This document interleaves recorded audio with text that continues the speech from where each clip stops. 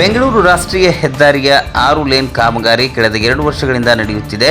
ಮಹಾತ್ಮ ಗಾಂಧಿ ಆಸ್ಪತ್ರೆ, ಖರಿ ಕಾರ್ನರ್, ಯರನಾಳ ಹಾಗೂ ಶಿರಗುಪ್ಪಿ ಭಾಗದ ವಾಹನ ಸವಾರರು ಮತ್ತು ಸಾರ್ವಜನಿಕರ ಅನುಕೂಲಕ್ಕಾಗಿ ಖರಿ ಕಾರ್ನರ್ ಬಳಿ ಮೇಲ್ಸೇತುವೆ ನಿರ್ಮಾಣ ಕಾಮಗಾರಿ ಪ್ರಗತಿಯಲ್ಲಿದೆ. ಆದರೆ ಕಿರುಕೋಳ ಮಳೆಗೆಲ್ಲೇ ಮೇಲ್ಸೇತುವೆ ತಡೆಗೋಡೆ ಒಂದು ಭಾಗ ಕುಸಿದಿರುವ ಘಟನೆ ಆತಂಕಕ್ಕೆ ಕಾರಣವಾಗಿದೆ.